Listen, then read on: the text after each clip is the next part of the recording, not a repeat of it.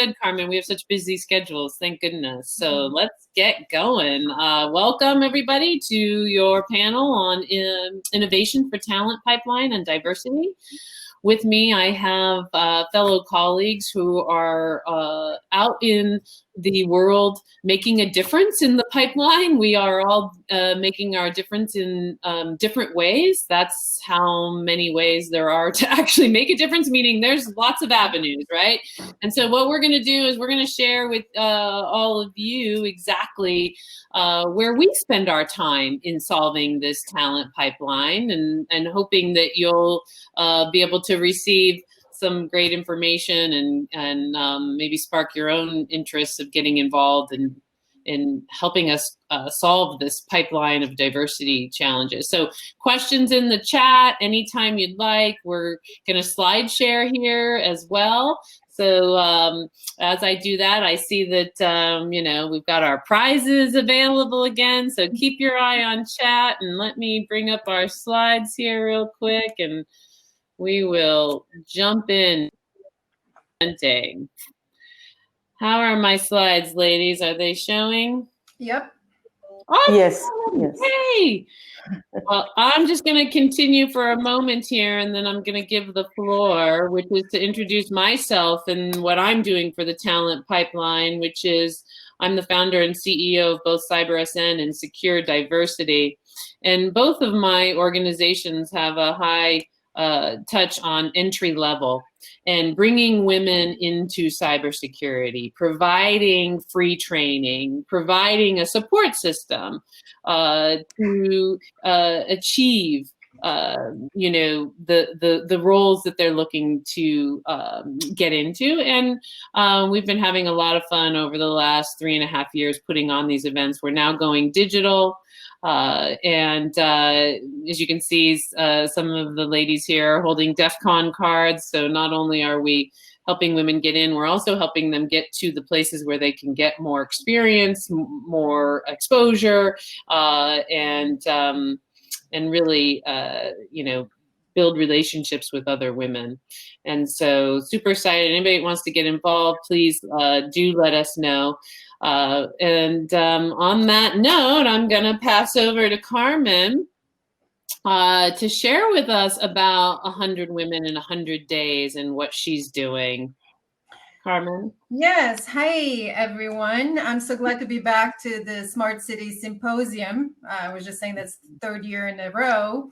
And my name is Carmen Marsh. And for those that don't know, I am the CEO of Intelligenza and founder of 100 Women, 100 Days Cybersecurity Career Accelerator, as well as Cybersecurity Woman of the Year Awards.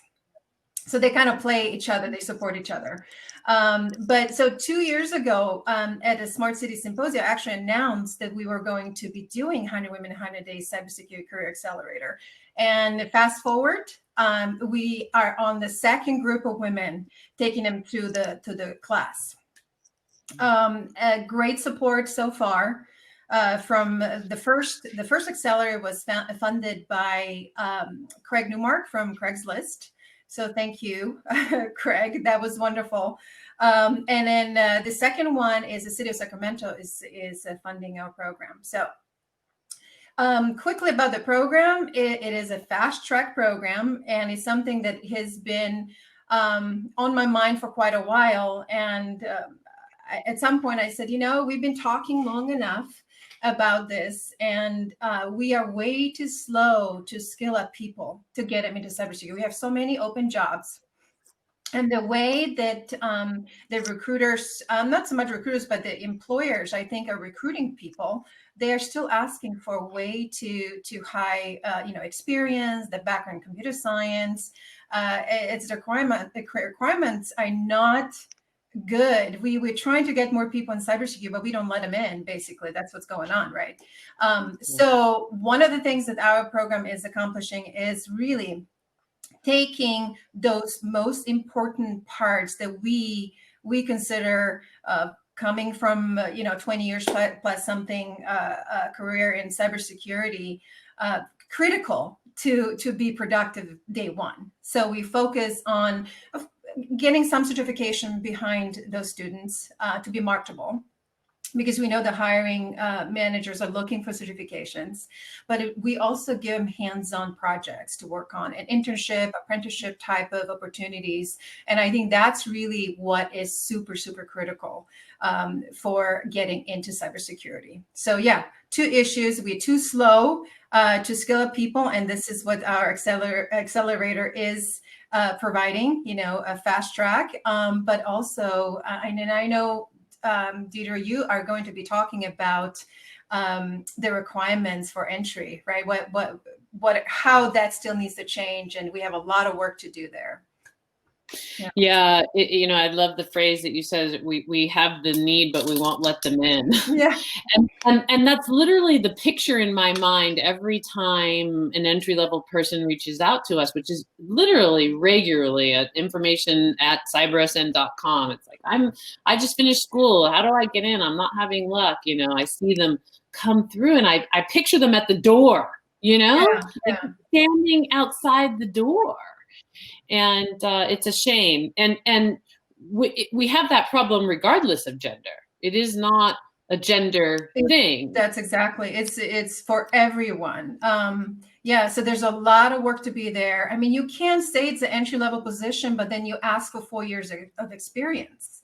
I mean, nobody's going to have that. Yeah, or a CISSP. Yeah, exactly. Yeah, and then you need to have hours behind, right, to be even able to take the exam. I mean, so it's very contradicting. Here. Yeah, well, there's no doubt that organizations like yourself that can provide some experience, because that's what's keeping the door closed. It's the practical experience. It's the, having, some resemblance of what all of this is versus just in the books. And I'm thankful for everything you've done, and also honoring me in the way that you've done in your programs. And you're just such a great ally for women in general, and yet just taking it to the next level in really giving these people the experience to actually get hired. Which is not to say that the problem of hiring only with experience doesn't exist, or that it's going to go away because of that. But until it goes away, you're giving these people a leg up and around, the door. It's really great to see our students working in jobs now. We've got a lot of our students working in actual jobs. So they've got over the internship hurdle, right? They had to get in, and now they're in their jobs, and they're successful, and they're enjoying it. So yeah, it's so good to hear that. And every woman, because we mainly focus on in 100 Women, 100 Days Cybersecurity Career Accelerator, we mainly focus on women. It's not, we're not only adding to the workforce, skilled workforce, but we also adding another woman to the cybersecurity, right? So it's so great to see with each student being there and being successful. It's just such a pleasure to me. It's huge. It's absolutely huge. I mean, there's 51% of the population has been left behind some of the most important and powerful jobs because, they were told math's not for them, or tech's not for them, or whatever it is. And so we're living in that result today. And so women like you and all of the leaders out there doing what we're doing is making a difference. It is making a difference. And it's really cool to see them get these jobs and move up the ranks. And yet we still have so much work to do. It's really, so much. It really is too high of a number. And that's one of the things I'm super excited about Nilofer talking about. And I'm going to move to your slide while you tell us about yourself. Oops, sorry. This is your how to get in with the 100 Women in 100 Days organization, and we should put that in chat, Carmen. Yeah, that's good. Yeah, why don't you put that in chat too? But what I was about to say, Nilofer, is that you're a cybersecurity practitioner leader in executive leadership, and you've been, solving this problem in your way by reaching out to IT professionals. And so please tell us more about you and what you've been doing. Yes, so I'm a co-founder of ISC Squared New Jersey chapter, And we started this chapter along with the current CISO of PSNG, Gurdeep Kaur. Deirdre, you know her. We started this because in New Jersey, we did not have any something mothers most men would do, and it was a problem for us. So we were basically scratching our own itch at the time. But then we found this big, huge community, and I just rolled out from the leadership position in the chapter, and we have a very good team now supporting the chapter. So of this here, what I started to do was, like whenever you do a search on Google about cybersecurity career or something, the first thing that pops up is this guy with the hoodie, and people think, oh, it's not me. It's not, like, they don't relate to that, so they feel, oh, this is something. And then you have all these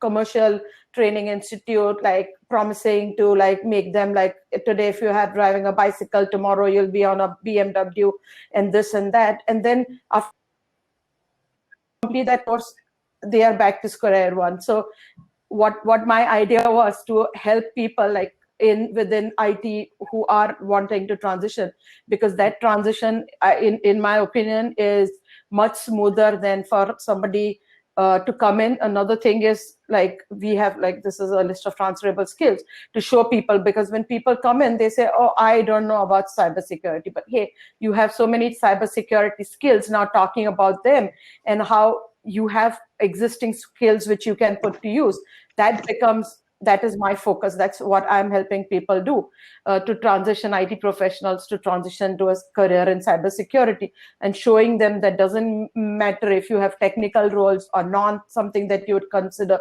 non-technical, there is a pathway for you in security. Yeah, it's brilliant, because, you're right. They're definitely going to catch on a lot faster than somebody that doesn't have experience being in IT. And what I've found over the years is that a lot of people in IT don't even know that they're doing security things. Yeah. As well. Do you find that a lot? Oh, yes. That is, there is so many sides of cybersecurity or information security, that when you're in IT, you do it without being classified as a cybersecurity task or activity or whatever. So definitely, I think there's a lot of professionals that already got what it takes to take next steps, towards the career in cybersecurity. So it's so great what you do, Nilofer. I like, that you have those conversations with people and make them understand, help them understand. Yeah, and there's more women in IT that we can bring them over. But then IT won't have them, so then we'll have to go through that. Yes, and I will tell you, we've got quite a few IT specialists, different roles that are enrolled in our program. So, and they may have it a little easier when we do the certification training too, just because they have a background, right? So they don't have to work as hard, study as hard than some who has a medical billing background or a hairstylist, right? Because we really let anyone who's interested in and try to get them across the finish line and get those skills. So some have to work harder than others. Yeah. Nilofer, do you find that these IT professionals are super happy to have found security? Like, what's the response? The companies are very happy, because now we are retraining, and when we talk, so like yesterday I was invited to talk at PSNG, and as part of the Cybersecurity Awareness Month, and we were talking about how security is everybody's responsibility. So when we talk to IT professionals that, hey, there is DevSecOps, right, where we merge development, security, and operations together. We've got like people in different areas where they do not think traditionally they are in a security role. But when you talk to them, right, compliance, we're talking to risk manager, we're talking to procurement. Now, procurement, yes, supply chain security, right? Vetting all your vendors coming in. So those roles, they are vetting people, they are doing stuff. So the companies are very happy. because now instead of them losing out people and the people going out and pursuing other security careers, they can absorb them because those people already have knowledge about processes, people, and systems, and they have a lot of legacy knowledge. So that helps the company also to a great extent. Yeah. Yeah, and if you need any help convincing, there's I have the data that shows that you make more money in, in security as well if you need it, and that's a true statement. You know, for those folks that are hands-on, unfortunately, I haven't seen that stay true necessarily at the executive level. You know, like a CTO or a CIO versus a CISO, if you will. And yet I'm waiting for the equalness to be there. But underneath, it's a 24 to 27% difference in income, which is also interesting. Something for people to know. I'm sorry, were you going to say something? It's just so you all know, I can't actually see you, even though it seems like I can when presenting. So is Steve with us? Did he make it on? I'm here. Can you hear me? Yay! Yay. Hi, Steve. Okay. Hello. How are you doing today? So glad to see you. Great. It's good to see everybody. Glad to be here. Go ahead. Yay. Okay. I was just going to say, it's great to have you. I'm sorry, there's a delay. I'm going to shut up. You go. Okay. All right. So I am presenting today for City College of San Francisco on our Information Security Analyst Apprenticeship. I am currently the student-facing staff person. I'm an employment specialist, and I recruit and prepare students to apply for this apprenticeship. It's a kind of a small part of my job. I also place a lot of students from computer science, IT, and security in general. So I've been doing that for about 3 years. Had fairly good success with cybersecurity. In terms of diversity, I'd say about 25% to a third of my placements are women.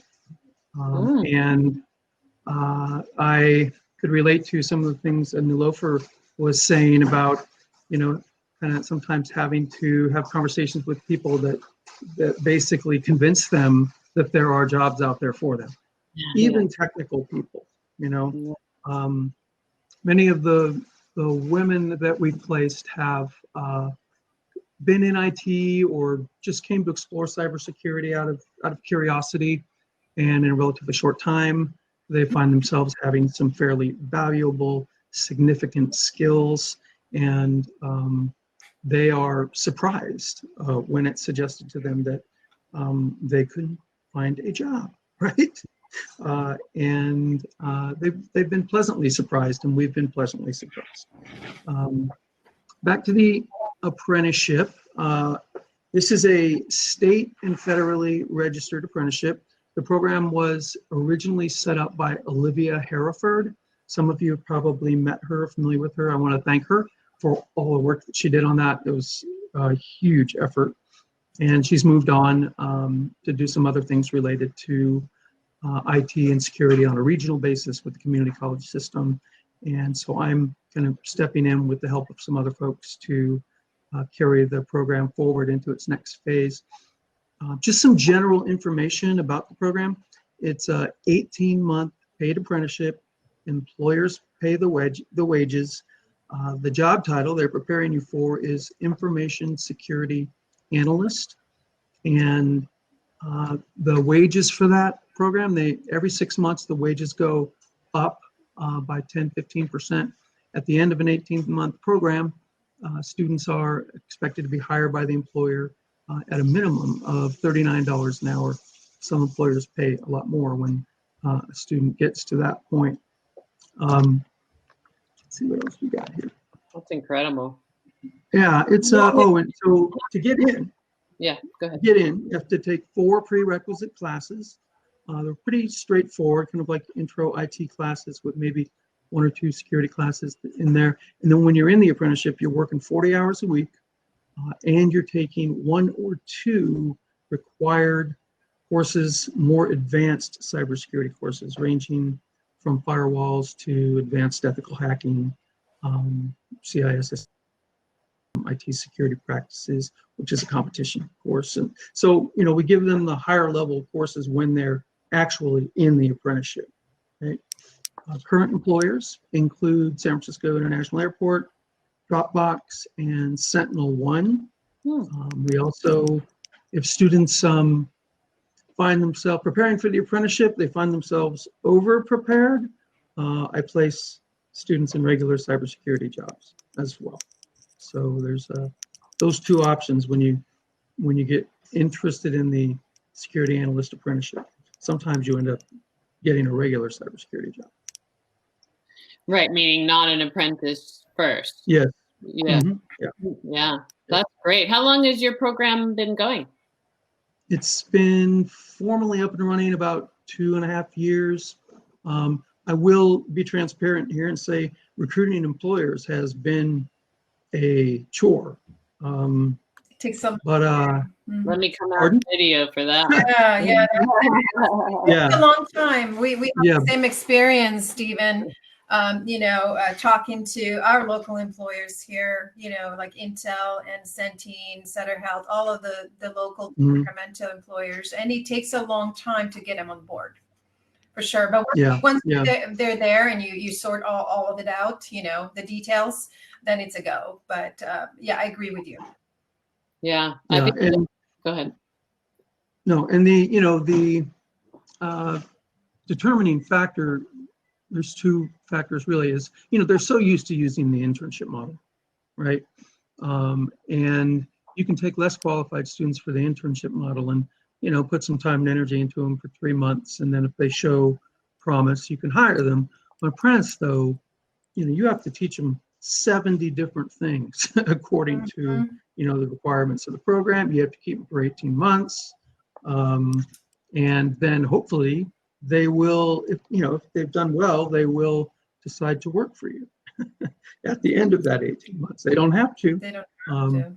But those different factors, those 2 factors there, the immense amount of time and energy commitment to do an 18-month apprenticeship versus a 3-month internship. Absolutely. Right? That's yeah. And Yeah, and then and there are milestones probably, right, that the employers have to hit too, like you said, 70 different things that they have to ensure that the apprentice is receiving, right, or learning. Yeah. So it's Yeah. a lot higher risk for employers to enter into apprenticeship program, I can see, than internship, right? yeah, I wonder. yeah, and so I was just. I think the more. I'm sorry. Go ahead, Yeah, Deidre. I was just going to say, I wonder if, seeing if those employers can make the commitment through the IT department. We were just talking, it just sort of hit me. Yeah. I see it all day long that cyber programs don't have succession planning. And, right. But IT departments do. They've already gone through that pain and that getting the kinds of budgets they need. I wonder if that's a way to get these students in. Possibly. There's there's the government side of things, which is, they tend to have a lot of steps and, tiered job descriptions, and they have to consider people that are already in a pathway. We have in San Francisco, we have some great programs that have been built by city and county to upskill people in IT all the way, sometimes into security. But with the turnover in their departments, new people coming on who don't really know what was going on beforehand, hiring freezes, unions. I love unions. I'm in a union now. They do great things for me. But if you get the union involved, you're talking about years, of figuring out how to negotiate all that. Yeah. And we've got the, I would imagine the diversity angle helps because thanks to legislation, companies care. Is that a good assumption? I think so, but the bottom line is they have to have the skills. Yeah. If I can show them whoever it is from whatever category, from severely disabled to, to all other different kinds of diversity categories. If they have the skills, we can get them hired, right? And it's almost the same bar to get an apprenticeship. Yeah. It's not much less that they'll accept for people to go into an apprenticeship. And I have a bit of a hard time with it, not just because it makes it hard to place, but because I see so many students they start out preparing for the apprenticeship and then they overshoot that skill set so quickly, and they're hireable, for my last placement, $180K a year, right? That's awesome. A person who was going to go into the apprenticeship and then, decided to go with me to an ISSA meeting in San Francisco and met someone that hired them right off the top, And so I see the skills, and then I see the employers, kind of balking at it. I mean, I'm the largest cybersecurity staffing firm in the U.S., and I haven't yet been placed anybody under a year of solid work experience. It has not happened, and I don't see that changing as much as I'm out there selling succession planning, hire, people from Carmen's program, hire people from other programs, and help get them into my clients. They just don't have the capacity. They don't have anybody to take them on. They don't That have is an issue. Yeah, Deeper, I 100% agree with you. That is an issue. And that was one of the things when we were working on partnerships agreements with employers. It was very hard for them to say, well, yeah, we're happy to take him in, but who's going to be holding hands, right? Holding their hands to get experience. Because we have all these projects that require highly experienced people already. So for us to actually take our time and teach somebody while we're doing this is going to slow us down 50% or whatever, from what we are supposed to be doing. So we've had a lot of those conversations, and those are the real issues, that they have to think about.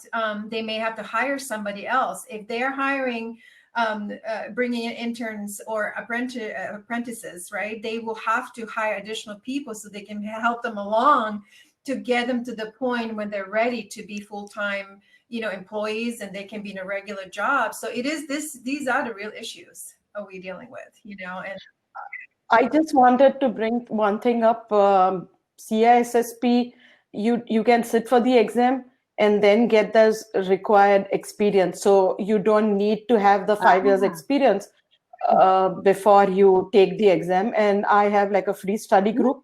So many people go through that, and you don't need like a fancy $5,000 classes and coaching and stuff. It's totally free if people are interested. And I've seen like success, a lot of people who've and these are people who work full-time jobs. So we meet like once a week, but anybody who's interested in it, and that itself, going through that program, like just preparing for the CISSP, teaches you a lot. Yeah. That's good to know. That's great to know. Yeah, we've got 1 minute. What's our closing points on this topic? Go ahead, Stephen, and then Carmen.